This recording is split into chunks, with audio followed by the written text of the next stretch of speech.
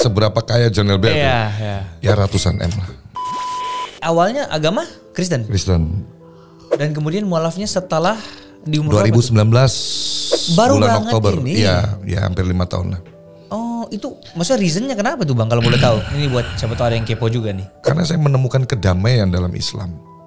Wow. Saya menemukan kedamaian, hati saya tenang. Ini agama itu suatu ruang private sih.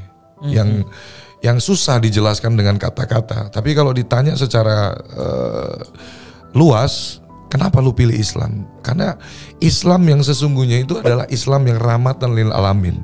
Rahmat untuk alam semesta, bukan rahmatan lil islamin. Itu adab. Dan itu yang mengantarkan saya di titik hari ini. Wow. Gue kalau iya lagi soalnya wah ini benar-benar bisa ngerasain sih kayak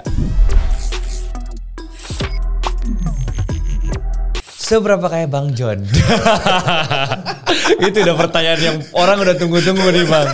Maksudnya setiap hari bagi duit, bagi HP. Kemarin bagi motor listrik masih dibungkus plastik. 25 unit. 25 unit. Yeah. Itu duit dapat dari mana semua?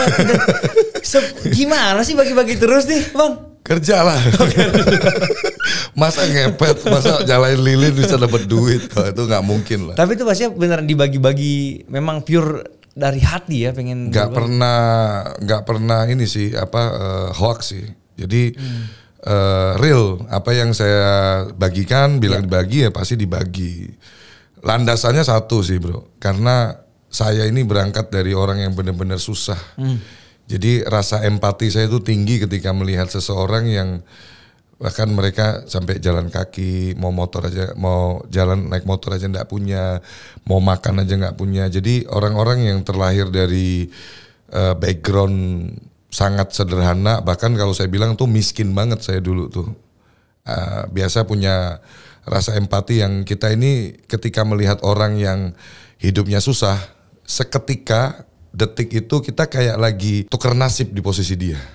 Nah jadi kita kayak, saya sering lihat orang yang sakit kusta itu di jalan tuh. Gue tuh ngebayangin di orang dari sini ke sono jalan kakinya gimana gitu ya. Refleks aja udah, selalu saya bawa uang cash, saya pasti kasih gitu. Terus handphone, motor gitu. Tapi kulihatnya cincinnya udah kayak Hotman Paris nih Bang. Tuh udah, wah itu batu-batu apa tuh udah gak tahu. Kalau bicara quantity banyakan gua, Hotman Paris cuma 2 lah. Iya ini semua. Tapi kalau kualitas mungkin lebih mahal punya dia lah. Saya harus akuin lah. Punya dia kan miliaran. Kalau saya sih paling yang saya pakai ya hari ini ya 2M sampai 3M-an lah. Wah gila sih. Kalau Hotman kan lebih banyak. Tapi bukan cuman itu 2M di jari itu. Kalau ada bisa buat jari kaki kayaknya di jari kaki juga semua. Dan khusus untuk Samuel Chris. Saya pakai hari ini. Wah, thank you loh Bang. Karena konten kamu itu sangat edukatif, banyak menginspirasi. Termasuk saya pun juga sering muncul di beranda saya konten-kontennya Samuel Chris itu konten yang positif, sangat menginspirasi khususnya anak-anak muda. Bagaimana di era medsos sekarang ini semua orang itu punya kesempatan yang sama. Untuk meraih kesuksesan. Nanti boleh saya spill dikit lah nanti tips and tricks bagaimana menggunakan media sosial dengan cara yang baik dan benar gitu. Boleh banget. Berarti terakhir podcast kapan Bang? Kapan nih gue lupa. Udah lama banget ya. Gue malah lagi mencoba untuk bikin podcast sendiri namanya John Talk. Cuman gak terlalu laku. Udah dicoba dibuat? Udah. Tapi mungkin bukan jalurnya di situ ya. Kalau Samuel kan multitasking. Aku juga buat ini sebenarnya iseng-iseng doang awalnya Bang. Terus tiba-tiba kok lumayan nih yang datang lumayan dan viral-viral jadi kayak. Dan selalu viral karena standar parameter viralnya adalah ketika videomu dipotong-potong dan dijadikan konten di TikTok gitu. Artinya materinya bagus. Semoga aja nanti banyak yang motong video saya. Pasti. Kalau nggak ada yang motong saya yang motong. Jadi pasti viral ini. Tapi Bang, ini kita ngomong-ngomong seberapa kayak dulu nih orang ternyata penasaran nih sebenarnya ya kan. Dari mobil itu sebenarnya sekarang ada berapa banyak Bang? Kalau di total ya mungkin sekitar 10 sampai 15 M lah. Oh gila sih. Ya aset mobil ya. Aset mobil. Mobil. Nah tapi kan ada itu yang ini boleh diklarifikasikan sama Bang John juga ya. Katanya cuma satu doang mobilnya yang atas nama Bang John, sisanya PT. Itu gimana Bang? Ya kalau kita penamaan dalam kendaraan itu kan sah-sah aja mau kita kasih nama. Betul, pinter-pinteran lah ya supaya nggak kena pajak mobil. Kalau gue kasih nama semua gue kan progresifnya juga amsyong bro gitu. Betul. Tapi kan bukan berarti kendaraan yang saya atasnamakan PT itu kan atau perusahaan saya itu kan terus bukan milik saya. Betul. Perusahaan itu kan hanya berdua, saya dan Pak Sabar, dan saya sama Pak Sabar itu orang yang nggak pernah berantem urusan duit sampai sekarang. Ini ini yang punyanya High Five juga itu? Iya. Dulu bos saya. Dulu bos saya kerja sama beliau tahun 2020 bulan Juni. Gaji 4 juta. Oke. Ya, setahun saya kerja bagus, dikasih 30% saham. Banyak orang yang nggak percaya, mana ada sih orang kasih cuma-cuma. Makanya saya selalu bilang, ketika kamu bekerja di sebuah perusahaan hari ini, anggap itu perusahaanmu. Anggap itu bisnismu. Let's say kamu punya gaji 5 juta hari ini. Anggap itu bukan gaji. Anggap itu adalah profit yang kamu terima dari bisnismu. Bagaimana kamu mau meningkatkan pendapatanmu adalah dengan bekerja lebih baik lagi, lebih keras lagi. Bos dimanapun, pemilik perusahaan dimanapun, menganggap pasti karyawan yang kerja bagus itu adalah aset yang sangat penting untuk bisnisnya. Kalau kita kerja bagus, nggak mungkin nggak dilirik, nggak mungkin nggak dipikirin kesejahteraannya, nggak mungkin nggak disayangin. Cuman kebanyakan employee sekarang berpikirnya, ya sudah job desk saya misalkan administrasi, kerjaan saya di situ, tenggo pulang selesai, dia nggak mau improvement, nggak mau belajar banyak hal, ya. Jangan salahin kalau dia 10 tahun kerja gajinya cuma naik 500 ribu. Paham. Kalau saya totalitas, saya jadi marketing tapi saya kerjakan semua hal. Oke. Mulai dari bagaimana strategi pemasaran, mulai dari promosi, mulai dari rekrutmen, saya bantu semua Pak Sabar. Dan akhirnya saya memetik hasil di, kalau nggak salah Juli atau Agustus, saya lupa, harus lihat akta pendirian perusahaan. Saya dikasih saham cuma 30%, dan di situ seumur hidup saya baru lihat duit 10M. Itu awalnya ya. Yeah. Tapi ada yang bilang komisarisnya 5, masih pemilik. Sebelumnya, before. Jadi High Five itu berdiri tahun 2019 bulan Januari tanggal 9. Oke. Foundernya itu Pak Sabar, L Tobing, SEMM, AKCA, CTL, CTAP, BKP. Nah, tadinya 5 orang yang punya. Nah, waktu saya masuk itu mereka masih ada. Nah, setahun saya kerja itu mereka mau fokus ke bisnisnya masing-masing. Jadi 4 orang ini sudah punya bisnis lain. Nah, expertise di bidang ini memang Pak Sabar aja. Nah, 1 tahun yang menemani Pak Sabar mengurusi banyak hal semuanya adalah saya. Mau nggak mau ketika 4 orang PT ini kan harus 2. Oh, gitu. Begitu 4 orang mundur, begitu 4 orang mundur, akhirnya ya nggak ada lagi yang dilirik selain saya, karena kan yang kelihatan kerja keras ya cuman saya, akhirnya dikasih itulah. Dan saya nggak cuman ngaku-ngaku, aktanya pun ada di situ namanya. Luar biasa. Ini namanya apa ya? Rezeki memang nggak bisa ditukar lah. Orang yang aku tuh selalu bilang gini, kesuksesan itu datang dari keberuntungan ditambah dengan skill kita. Betul. Jadi ketika kita udah siap dan beruntung itu datang, kita terima semua. Itu yang terjadi akhirnya dengan kesuksesan itu. Sepakat, bro. Jadi dengan maksudnya Bang John itu gabung sama Pak Sabar tadi, ditambah dengan skillnya, kerja kerasnya, semua menghasilkan kesuksesan itu. Dan kebanyakan gini Samuel, orang kepengen sukses, bahkan orang selalu kalau mungkin baca di komen postingannya Samuel Chris, semoga suksesnya nular.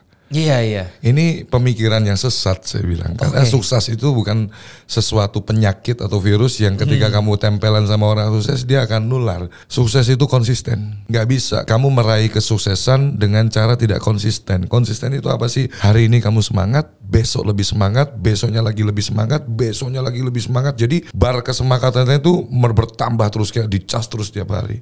Ada orang yang hari ini kerja semangat, besoknya kendor, meriang dikit istirahat. Nggak bakal sukses. Iya. Betul. Sukses itu pay the price. Setuju banget sih. Iya, kayak gitu. Balik tadi udah di-spill nih, pertama kali melihat 10 miliar di tahun 2020. 2021, sorry. 2021. Berarti cepet banget tuh ya, dari kerja 2 tahun langsung 10 miliar tuh pertama kali. Jadi Pak Sabar itu sosok yang menurut saya orang paling cengli kalau orang Chinese bilang. Iya. Ya. Jadi saham saya itu 30%, tapi ketika kita dapat keuntungan itu dibagi 2. Oh, wow. Demi Allah. Wow. 50-50 jadinya ya. 50. Jadi secara de jure saya 30%. Secara sahamnya nih ya. Tapi secara legalitasnya itu saya 30%. Tapi uang ada 20M langsung bagi 2. Wow. Sampai detik ini. Makanya kami itu nggak pernah ribut satu kali pun untuk urusan duit. Saya sama Pak Sabar tuh nggak pernah berdebat berantem dari dulu dia bos saya, sekarang partner saya, tidak pernah kami berantem satu kali pun. Luar biasa. Bro pernah denger nggak? Misalkan contoh kita berteman nih. Ya. Saya temannya Samuel. Sam, gue butuh duit 5 juta nih. Sebagai teman Samuel, oh ya udah lu butuh ya gue kasih. Tapi kalau kita bermitra bisnis, kadang duit 500.000 aja bisa jadi ribut. Setuju. Padahal antar temen aja kita minta aja dikasih. Nah tapi yang anehnya hubungan saya sama Pak Sabar ini, ya susah untuk dijelaskan. Karena kita knowing each other. Itu yang membuat alhamdulillah bisnis saya terus berkembang, buka cabang terus. Terakhir saya buka di Medan, di Podomoro City. Maksudnya kantornya? Ya, cabang kita di Surabaya, di luar ekspektasi kita. Apa yang tidak ada di pikiran saya, Allah sediakan. Gitu. Jadi karena apa? Kami menjalankan bisnis dengan sukacita. Kami nggak pernah ribut untuk urusan duit. Dan itu yang membuat bisnis kita berkah. Oke, Bang, ini boleh dijawab boleh nggak? Aku penasaran banget. Omset tertingginya High Five berapa nih dalam setahun? Kalau secara omset aja nih. Kamu mendingan tanya kan kamu tadi tanya seberapa kaya John Elbert? Ya ratusan M lah. Itu total valuasi. Total valuasi atau udah total valuasi. Wow, itu sudah sama High Five-nya dan beberapa bisnis bawah-bawahnya lagi. Ratusan M lah. Oke. Berarti yang dituduhkan bahwa ini kan High Five gak masuk akal. Ini kalau kita baca dari komentar podcast dari Bang John di Dr. Richard itu kan hujatan semua tuh. Mulai dari Bang, ini gak mungkin nih karena PT, siapa mau bangun PT di masa pandemi kan. Menanggapinya gimana tuh Bang? Jadi gini bro, yang tadi kamu bilang kesuksesan itu datang ada kesempatan juga di situ. Momentum kan saya bilang. Jadi saya mulai di masa orang itu berpikir bahwa ini udah it's over semua. Semua bisnis lesu. Tapi jangan pernah lupa di balik kesulitan itu pasti ada solusi. Di balik kesulitan pasti ada hal yang indah di situ. Nah, di masa Covid semua sektor itu hampir bisa tiarap, F&B semua itu tuh hancur semua lah. Pariwisata semua hancur. Tapi jangan lupa transportasi, APD, kesehatan naik semua itu. Ya. Itu orang Indonesia ini kan latah. Dia banyak orang Indonesia ini militan. Di masa sulit mereka pun berpikir keras, pengusaha-pengusaha itu. Oke, di sektor ini lagi tiarap, gue tetap harus menjalankan bisnis gue.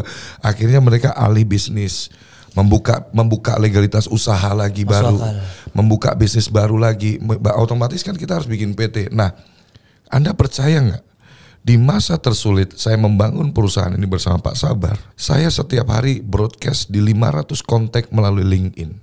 Karena saya sadar saya nggak punya budget untuk iklan. Waktu itu kita jual PT itu sekitar 10 juta. Saya sampaikan ke Pak Sabar, Pak kita kalau mau gede kita kejar volume, saya bilang. Karena apa? Semakin kita banyak orang merasakan jasa layanan kita, dia akan situsi ke banyak orang, customer to customer. Kalau kita hanya fokus ke margin besar, hanya scoop kecil aja klien yang kita handle. Nah, dan dari situ Pak Sabar tuh orangnya open minded. Ketika saya sarankan seperti itu, beliau oke Pak, kita coba aja dulu. Kita nggak akan tahu berhasil apa enggak. Akhirnya saya buat terobosan PT 4 juta itu. Lengkap kita urus. Kalau Anda urus melalui notaris langsung biasanya kan cuma sampai akta SK. Habis itu Anda harus urus OSS-nya lagi, Anda harus urus NPWP-nya lagi dan lain-lain, biasanya seperti itu. Nah, saya urus sampai buka rekening PT. Nah, itu jadi banyak ditengok orang gitu. Ini serius nih. Akhirnya mereka coba transaksi, bener loh. Bener, akhirnya cerita. Jadi saya pernah lama di Astra kan. Auto 2000 Cilandak tahun 2008 sampai 2011. Di situ saya banyak belajar. Makanya saya bilang ketika kamu bekerja di perusahaan ambil ilmu sebanyak-banyaknya di situ. Di Astra saya belajar PDCA, Plan Do Check Action. Kalau kita sudah punya ide langsung kerjakan. Jangan kebanyakan ide-ide doang tapi nggak ada eksekusi. Habis kerjakan kita evaluasi. Ide ini udah apa yang kita kerjakan ini hasilnya apa? Efektif dan efisien apa tidak? Kalau dia efektif dan efisien lanjutkan dan improve. Kalau cuman hanya efektif tapi nggak efisien, jangan diteruskan. Luar biasa. Kalau cuman efisien tapi nggak efektif, cuman menghemat tapi nggak efektif, jangan dilanjutkan. Segala hal kalau mau berhasil harus memenuhi dua aspek, efektif dan efisien. Ya, PDCA. Terus customer satisfaction level is number one. Itu yang saya pelajari di Astra. Ya. Dulu zamannya Astra ada namanya GD Power, sampai dia pakai lembaga lain untuk mengevaluasi kepuasan pelanggan dari Toyota. That's why Toyota bisa jadi number one brand di Indonesia, karena satu customer satisfaction level itu dijaga betul-betul. Nggak boleh orang kecewa sedikit pun aja, nggak boleh. Kalau kamu sampai mau komplain aja nih, ada mungkin pelayannya salesnya kurang senyum atau apa, itu dikirim kue bro, hanya untuk biar mohon maaf ya, sampai kepala cabangnya datang minta maaf, sampai segitunya. Karena apa? Faktanya dalam semua bisnis apapun, bos tertinggi itu bukan si pemilik bisnis, tapi klien. Kamu punya bisnis, siapa bosnya? Kalau kamu mengaku kamu bosnya, bullshit. Bukan kamu bosnya. Emang pernah kamu ngeluarin duit pribadi untuk bayar gaji karyawanmu? Bos tertinggi kita adalah customer yang satu persatu transaksi di bisnis kita. Itu yang harus dapat top priority, tidak boleh dibikin kecewa, tidak boleh dibikin marah. That's why bisnis saya berkembang pesat, karena saya menjaga yang namanya customer satisfaction level. Sampai detik ini kalau ada namanya, kita kadang karyawan yang kerjanya nggak bener, terus customer lambat responnya dan lain-lain gitu ya, saya nelpon langsung. Sampai detik ini saya bicara. Ya, ini ilmu mahal banget loh udah dari tadi nih. Thank you loh Bang John udah share kayak gini. Tapi maksudnya kan ada yang ngomong lagi bahwa Bang John udah balikin sahamnya si High Five itu semuanya. Enggak. Tetap masih ada berarti sahamnya. Oh iya dong. Punya masih sama ya? Enggak ada perubahan 30%. Oke. Kalau yang masalah yang dulu yang dipecat dari Astra karena ya, ada kabar itu benar itu. Itu fakta. Itu fakta ya. Nanti saya kasih lihat paklaring saya di Astra. itu terus gimana tuh? Akhirnya dijadikan sebagai pembelajaran sendiri bahwa ini memang merusak gitu ya.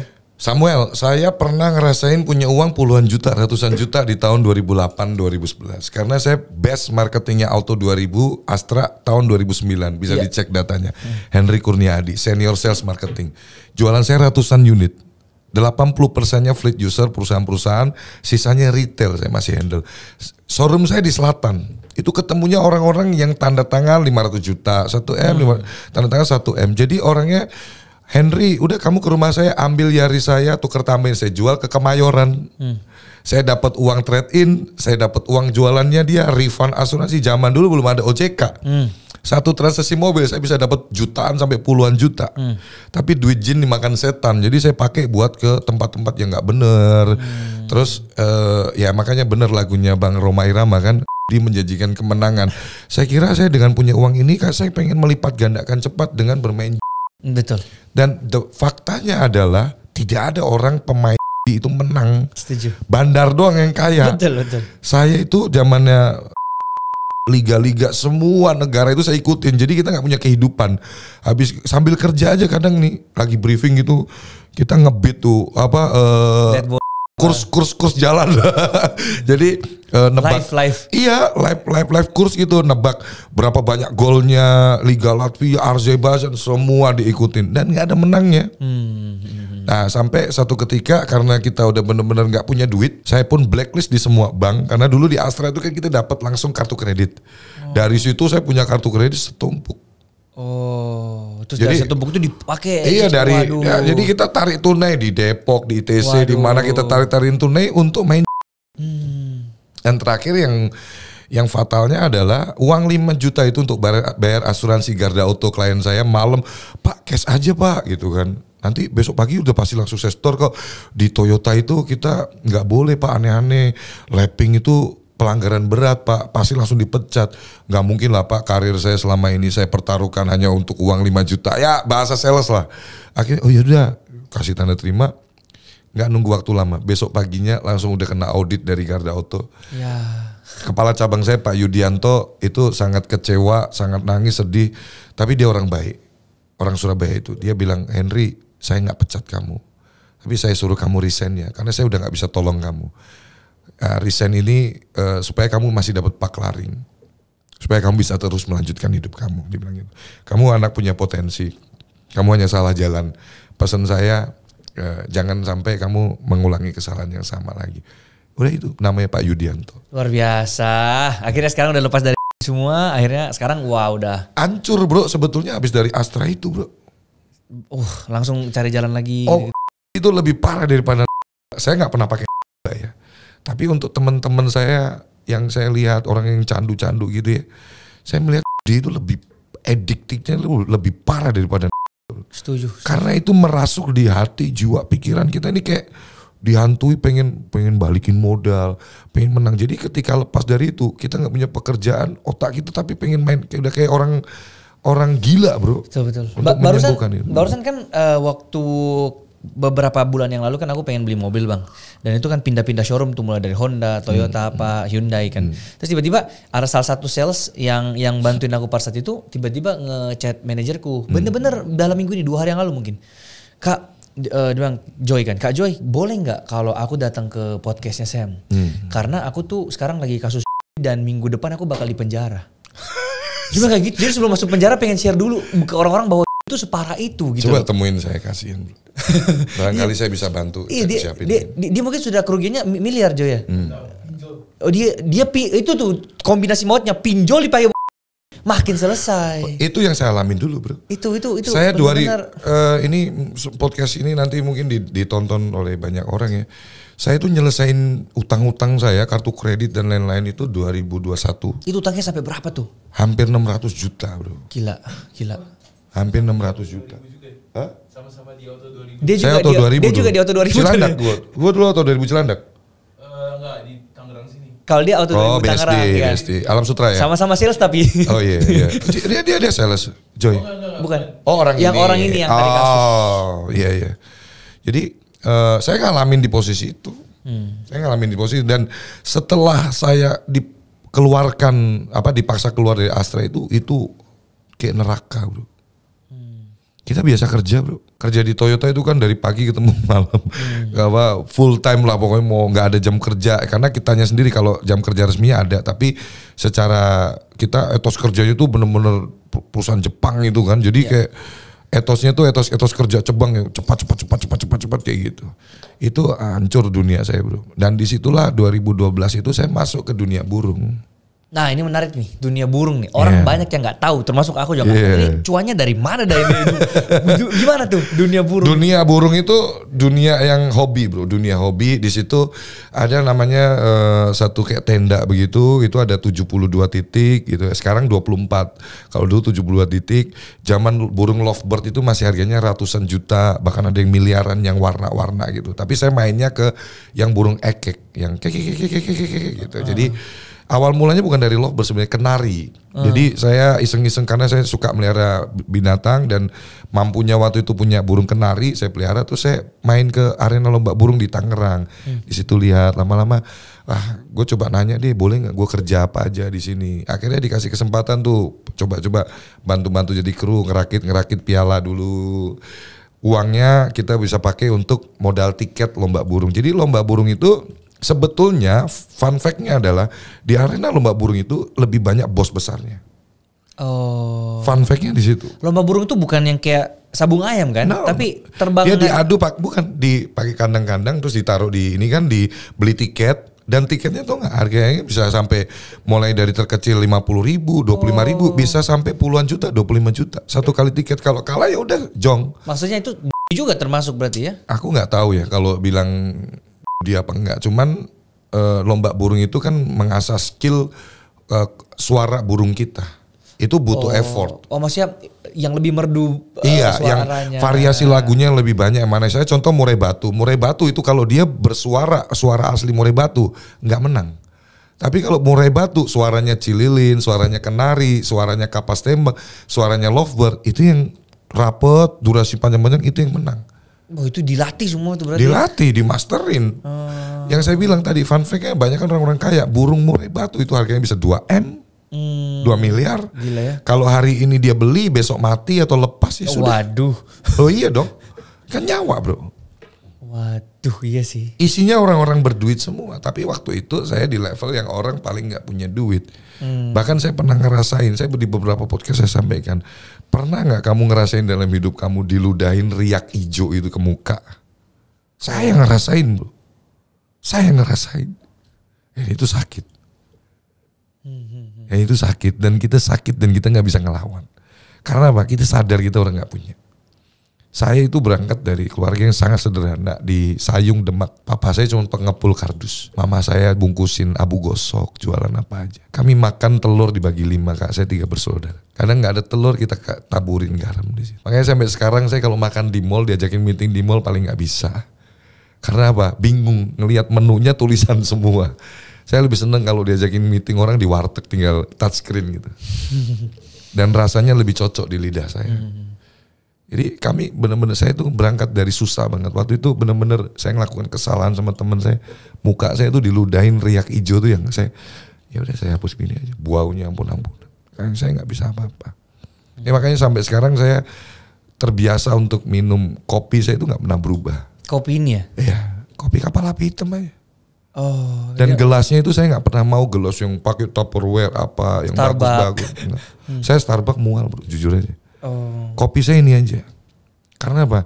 Ini dari dulu, bahkan saya dulu mau beli kopi ini aja sampai nggak punya duit. Kita kadang lewatin warung aja, John, itu pura-pura nggak denger aja karena tagihan kopi belum saya bayar. Sesusah itu saya bro. Dan sampai detik ini saya selalu minum kopi ini. Ini ada filosofinya bro. Ketika kopi ini bersentuhan di bibir saya dengan gelas kayak begini, kadang gelas plastik gitu. Ya.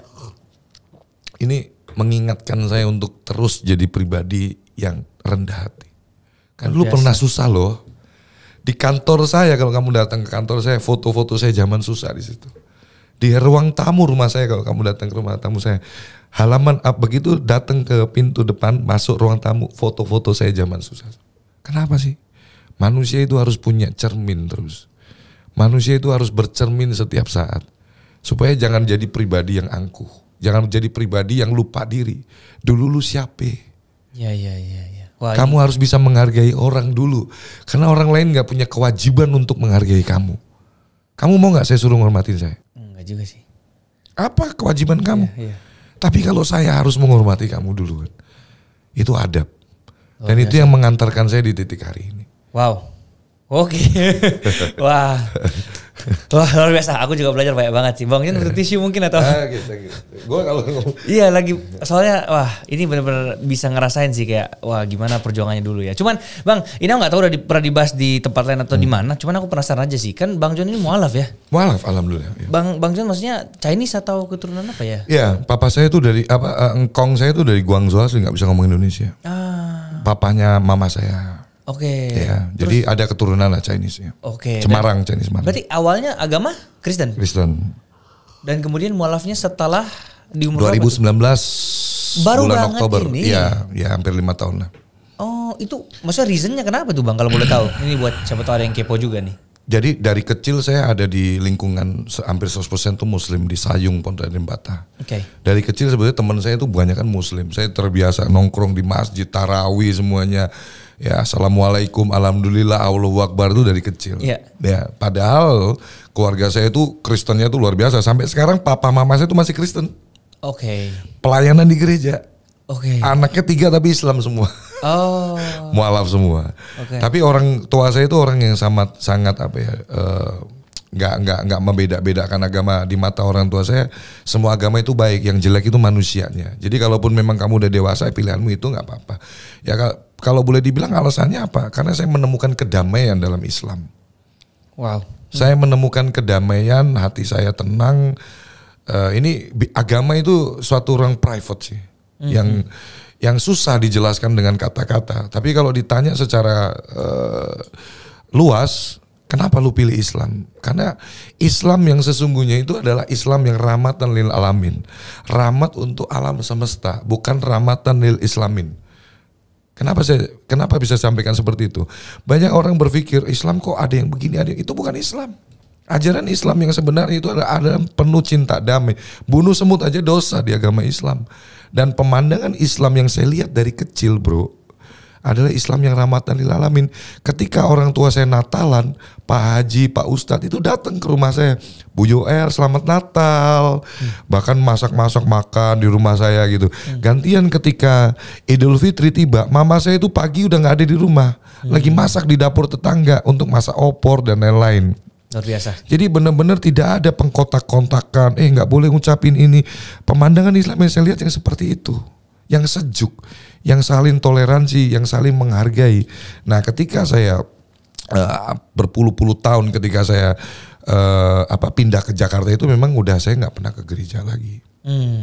Dan ketika saya dekat sama calon istri saya itu, istri saya kan Muslim, jadi saya waktu apel dan lain-lain kayak dapat hidayah lah. Aku kepingin faktanya sih sebetulnya bukan karena saya mau nikah ya. Faktanya karena hati saya tersentuh dan saya bilang ke mertua saya waktu itu, Pak Sanim namanya, Pak, saya pengen mualaf Pak. Akhirnya dianterin lah ke Haji Al-Bukhari itu di Gang Kancil yang di Teroktok. Dan setelah sebetulnya saya tuh benar-benar dapat keberkahan luar biasa. Jadi pas saya mualaf itu saya sampai bingung bro.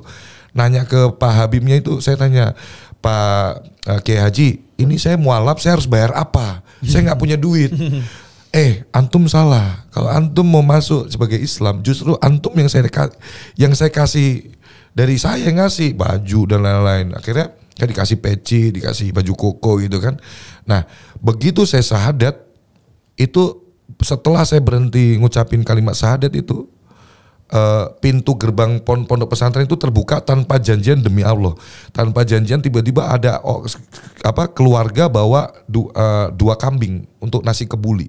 Jadi kalau ngelihat posisinya sekarang, flashback ke saat itu kayak, ya Allah waktu saya mualaf aja tuh dipestain sama Allah. Itu nggak janjian bener-bener. Hari Kamis itu pas Maulid. Nah terus abis itu kita sholat berjamaah. Nah di sela-sela itu saya tanya, kunci sukses dalam Islam itu apa sih Pak Kiai? Saya bilang, hablun minallah, hablun minanas. Hanya dua itu aja. Apa artinya? Hablun minallah ini bagaimana ibadah kita, bagaimana hubungan kita terhadap pencipta Allah Subhanahu wa taala, mengikutin semua ajaran-ajaran yang baik ya, tidak melanggar perintahnya, selalu menaati aturan yang ditetapkan oleh Tuhan kita ya kan, melalui Al-Qur'an pastinya ya kan. Dan untuk hablun minanas adalah bagaimana hubungan kita terhadap sesama. Jadi ada vertikal, ada horizontal, bener ya, vertikal begini ya, vertikal ada horizontal. Luar biasa. Horizontalnya itu orang banyak gini bro, lu sering temuin nggak orang-orang? Dia itu sama keluarganya sama mamanya marah-marah, dikasih tahu mamanya bentak-bentak, tapi di luar sama orang lain dia baik. Ini susah untuk sukses. Hablun minanas yang terdekat adalah bagaimana bakti Anda terhadap orang tua Anda. Anda mentak orang tua aja itu udah dosanya nggak terampuni. Dan banyak orang membahagiakan orang lain dulu, tapi dia lupa membahagiakan ibu bapaknya yang masih hidup. Dan yang saya lakukan, kalau orang tanya amalanmu apa, bahagiakan orang tuamu mumpung orang tuamu masih hidup. Sekaya apapun kamu nanti, kamu akan menyesal seumur hidup ketika orang tuamu sudah nggak ada. Kamu imajinasikan deh Samuel, bayangkan hari ini, mohon maaf, keluarga kita, satu orang keluarga kita meninggal, selama-lamanya kita nggak akan pernah ketemu sama dia. Jadi mumpung kita masih ada, mumpung kita masih bersama, do the best for your family. Jadi supaya kita nggak menyesal. Banyak orang menyesal ketika dia udah sukses.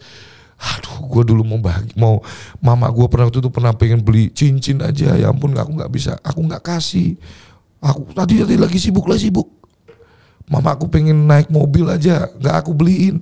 Sekarang aku punya Rolls Royce, aku punya mobil mewah, aku punya semuanya. Mama aku udah dikubur. Wah, itu. Imajinasi itu penting untuk bagaimana kita terus mengingat diri kita. Makanya saya bilang foto-foto zaman susah, minum dari gelas plastik, dan imajinasi saya setiap detik itu ngebayangin 5 tahun lagi mama saya masih hidup gak ya? 10 tahun lagi papa saya masih hidup gak ya? 2 tahun lagi kakak saya masih hidup gak ya? Ketika kita tidur, istri kita merem, kita lihat wajahnya. Kalau aku kehilangan kamu, hancur dunia saya. Kalau saya kehilangan anak saya, hancur dunia saya. Jadi selalu kalau kita terus punya imajinasi yang seperti itu, kita akan selalu berbuat yang terbaik untuk orang-orang sekitar kita. Gak akan kita mau berbuat yang tidak baik gitu loh. Itu penting. Dan ketika kita selalu berpikiran yang positif, bertindak yang positif, langkah kita dituntun ke arah yang positif. Semesta itu akan mendukung. Tapi kalau kamu jahat, sama keluarga gak sayang, sama orang tua kurang ajar, semesta gak akan mendukung. Udah pasti jalanmu pun akan ada aja dapat duit, mobil ditabrak. Dapat duit, rumah rubuh. Ada celakanya. Alhamdulillah. Insya Allah sampai sekarang. Karena saya terus meniatkan untuk berbuat baik. Dan saya hampir 300, sekarang karyawan saya hampir 300. Hampir sebagian besar adalah orang-orang yang di luar tidak diterima. Di luar mau ngelamar kerja itu gak diterima. Begitu saya wawancara, hanya saya filter dari adabnya, attitude-nya. Dia punya you sopan, you layak kerja di perusahaan John LBF. Tapi kalau kamu gak punya sopan santun, gak punya adab, mau kamu sepintar apapun, tidak akan saya terima. Ada karyawan saya yang disabilitas, udah 1 tahun lebih kerja, gak punya kaki. Cuman saya suruh balesin chat, digaji. Gaji di tempat saya, sidak aja ke kantor saya. Ada gak yang kecil? Office boy aja 5 juta saya gaji. Wow. Boleh dicek loh. Silakan Anda misterius, jadi orang misterius, sidak aja di kantor saya. Bener nggak kamu digaji, office boy digaji 5 juta sama Pak John? Dan kalau kamu sampai ketahuan pinjol, saya pecat detik itu juga. Karena udah trauma dari ini. Karena saya pernah dikejar-kejar susah. Betul. Jadi saya nggak mau karyawan saya sampai stres. Betul. Kalau kamu butuh duit berapapun bilang ke HRD, asal itu mendesak saya kasih. Wow. Cek supaya ada data valid. Investigasi aja. Bener nggak tanya semua karyawan saya kalau punya kebutuhan uang mendesak, atap rumah bocor, rubuh, motor rusak saya suruh beli baru. Ngapain? Nanti servis lagi rusak, kalau udah tua udah beli baru. Saya bisa ngomong karena faktanya bisa Anda cek. Dan itu yang membuat sense of belonging karyawan saya pada bisnis saya. Nggak usah saya awasin. Jadi kalau Anda bilang bagaimana menumbuhkan rasa cinta karyawan terhadap perusahaan kita, tanya ke diri Anda sendiri sebagai pemilik bisnis. Anda sudah lakukan apa untuk employee Anda? Karyawan itu nggak usah disuruh kerja keras, nggak usah disuruh semangat. Dia akan menyemangati dirinya sendiri ketika perusahaan itu selalu hadir untuk masalah-masalah yang dihadapin. Jangan hanya tanya targetmu gimana, jualanmu gimana. Pernah gak kamu tanya keluargamu gimana, sehat? Anak istrimu gimana? Udah bisa apa anakmu? Marketingmu yang habis lahiran anaknya. Usia berapa anakmu sekarang? Udah bisa jalan belum? Udah bisa ngapain Dri, anak lu Dri? Sekedar kalimat-kalimat itu aja tuh menumbuhkan jiwa patriotisme yang tinggi untuk bagaimana membesarkan bisnis. Dan dia tidak akan pernah cemburu ketika kamu beli barang. Karena dia kan kalau lu zolim sama orang, lu beli ini karyawan, wah gue kerja bos gue makin kaya. Karena kita cengli bro.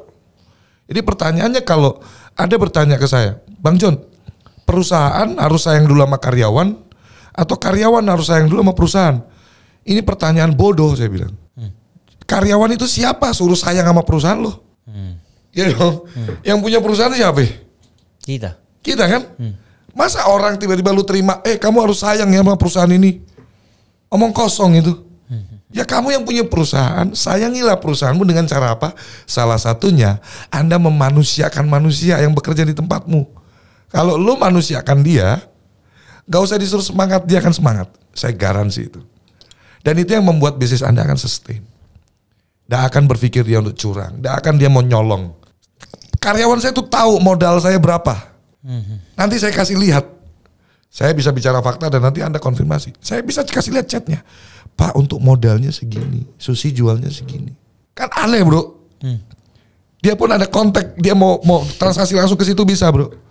Tapi dia lewat perusahaan. Karena apa tadi? Saya ngajarin mereka. Bukan hanya untuk kamu di sini tempat nyari uang. Tapi bagaimana kamu 2-3 tahun aja kerja jadi karyawan. Habis itu keluar jadi pengusaha. Kamu gak akan pernah kaya kalau kamu jadi karyawan saya terus. Mau sebesar apapun saya gaji, ya itu tetap bukan bos atas penghasilanmu. Kamu masih tergantung sama orang. Nungguinnya sebulan bro jadi karyawan itu. Lu pernah kan jadi karyawan? Pernah. Hah? Pernah. Pernah kan? Pernah. Gimana rasanya? Ya rutinitas aja sih. Nunggu gajian tuh sebulan coy. Iya. Kalau kita pengusaha mau kapanpun withdraw juga bisa. Mau butuh apa-apa hari ini gue mau beli nih. Kemarin gue beli Suzuki Jimny. Cash, langsung bawa pulang. Saya bilang cash ya cash. Saya bukan pembohong bro. Saya modal usaha nggak ada, pinjaman ke bank. Boleh dicek Henry Kurniadi. Ada orang tuduh saya, lu money laundry dan lain-lain. Saya John L. Babb satu-satunya pengusaha di Indonesia ini yang berani ngomong di depan media. Cek rekening Henry Kurniadi, John L. Babb.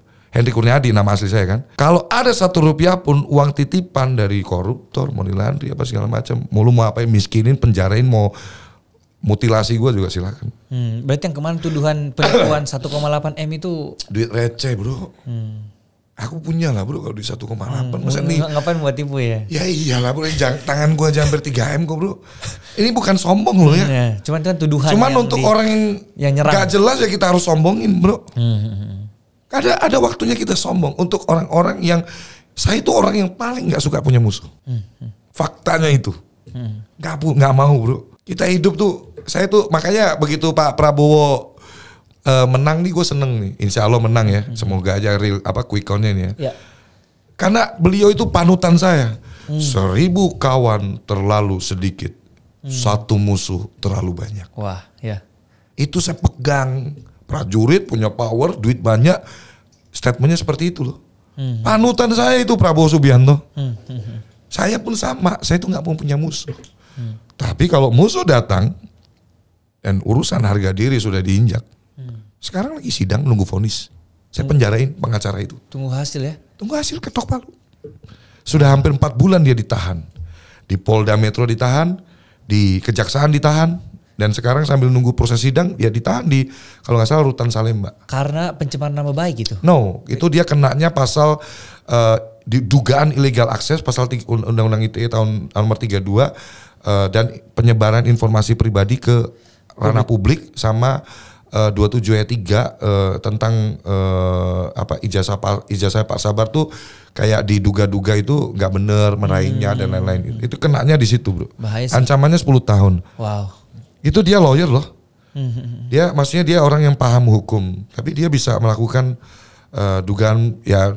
Kita tetap menghargai orang sebelum ada putusan hakim. Saya nggak bisa bilang dia bersalah. Saya paham itu ya kan, equality before the law kan. Ya. Semua orang sama dia di mata hukum dan kita nggak boleh menjudge orang. Nanti tunggu inkrah dulu, terbukti. Kalau memang terbukti, saya juga nggak. Kita Indonesia saya nggak bisa intervensi kok. Apapun hasilnya saya hormati. Ya. Nah, berarti yang kayak kemarin yang Bang John mau laporan Dr. Richard ke penjara itu beneran juga terjadi? Enggak. Oh itu cuma kayak buat gertak supaya dia nggak ini. Saya kira kemarin kan kejadian itu. Yang voice note kan? Ya saya pikir harapan saya itu kan beliau ini kan seorang sosok public figure. Ya. Harusnya benar-benar bisa menjadi panutan untuk banyak orang. Saya hanya mau kirim message sih waktu itu. Message-nya adalah tolong kalau bisa hal-hal yang bersifat sensitif yaitu agama jangan dijadikan konten. Karena semua orang pasti menganggap agama yang mereka anut itu baik. Ya. Dan itu problem terbesarnya ketika diadu, orang yang satu bilang baik agamanya, yang satu bilang baik agamanya dibanding-bandingkan. Itu yang bisa menjadi perpecahan di antara umat. Dan waktu itu saya agak aktif menyuarakan itu karena mau menjelang pemilu waktu itu. Saya punya concern juga sebagai anak bangsa, sebagai influencer, sebagai pengusaha. Saya nggak mau ini chaos negara ini. Kalau di bawahnya ribut, gara-gara gesekan seperti itu, terus mengancam stabilnya pemilu, bisa berantem, kan?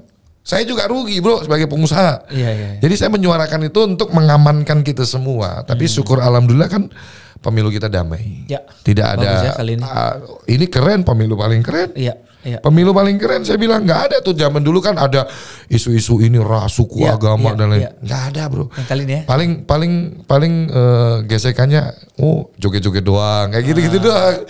Masih diterima akal sehat angka 11 dari 100 kayak gitu-gitu. Tapi kan nggak sampai yang kayak gimana. Ini pemilu terkeren sepanjang sejarah sih menurut saya.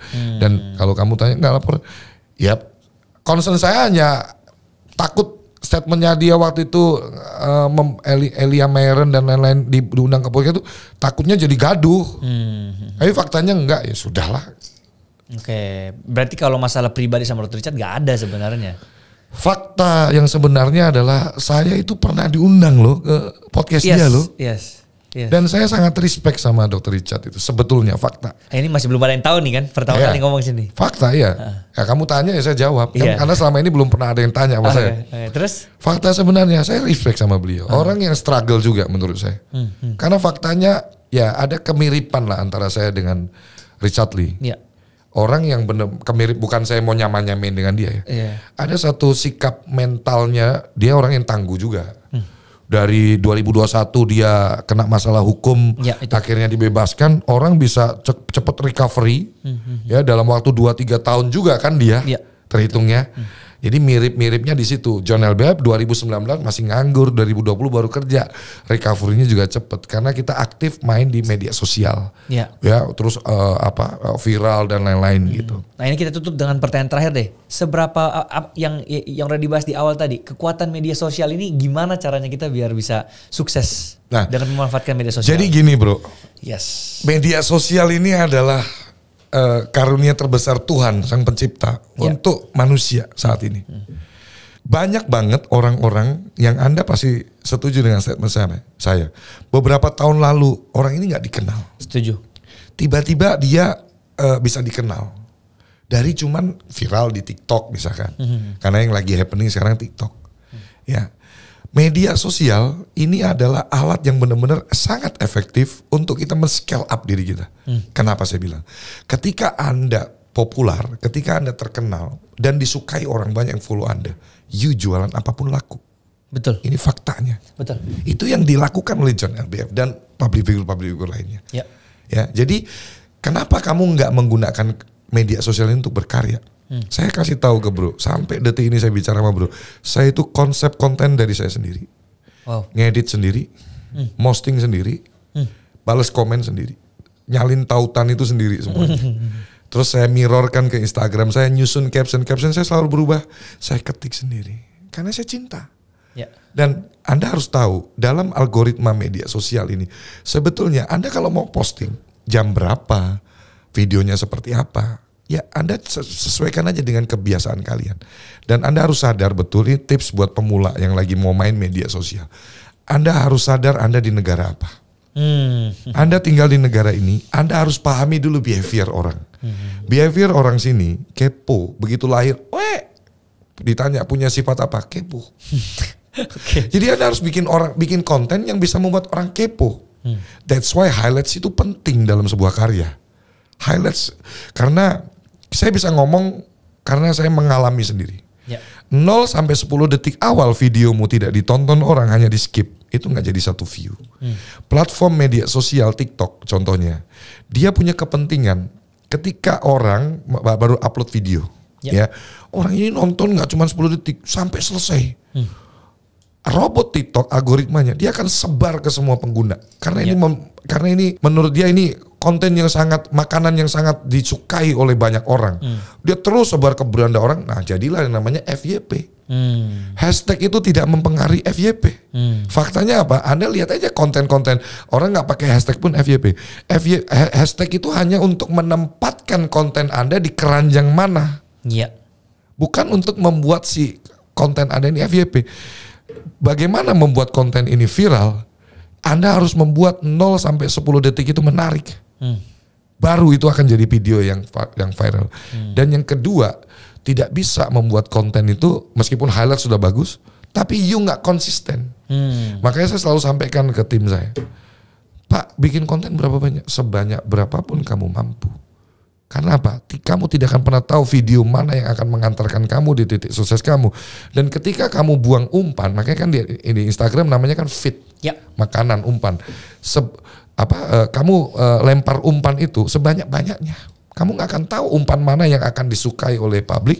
Tapi ingat, ketika kamu melihat ada umpan atau video yang disukai oleh orang, konsisten improve di video itu, buat karya yang similar dengan itu, karena itu sudah terbangun niche akun kamu. Betul. Kamu harus rutin di situ. Bahkan orang nih ya, kebanyakan yang saya lihat ya, jadi nggak tahu kalau kamu gimana. Kalau saya habis posting nih Bu, saya tungguin dulu sampai benar-benar video itu terposting di platform. Iya. Banyak orang posting dia asal udah selesai 100% udah, itu belum terposting. Kadang lu cara tahu videomu udah terposting adalah salin tautan. Ya bisa ke-share atau enggak. Dia tulisannya apa? Video sedang diproses atau tautan tersalin. Nah, tugas kamu tuh hampir selesai di situ. Udah tautan udah tersalin, udah tungguin progresnya gimana. Cek. Terus kalau ada komen pertama yang masuk, Anda harus balas. Ya. Supaya ya 5, 10 itu yang membuat akun kamu cepat bertumbuh. Saya bisa ngomong gini karena apa? Saya mulai main media sosial itu 2021. Coba lihat handphone saya. 2021 bulan November, Bro. Saya kasih lihat ya konten pertama saya ya. Iya. Saya kemarin udah siapin, Bro. Jadi untuk motivasi anak-anak teman-teman ya. Konten pertama saya ini nih, Bro. 2021 bulan tanggal 17 bulan 11. Artinya baru 2 tahun lebih dikit. Udah 7 juta, hampir 7,8 juta. Hampir 8 juta ya? Ya, itu dari 0 akun. Instagram saya 1 juta, 1,1, YouTube saya 500.000. Semua saya bikin bangun sendiri. Kalau ada tuh kemarin Alvin Lim bilang saya curiga akunnya itu belian, lu cek deh. Boro-boro gue belinya di mana sih, gue nggak ngerti juga beli akun itu, beli followers itu di mana. Saya ngebangun sendiri, saya bikin konten. Ini video pertama saya yang saya buat mengantarkan saya di titik hari ini. Luar biasa. Boleh tunjukin ke.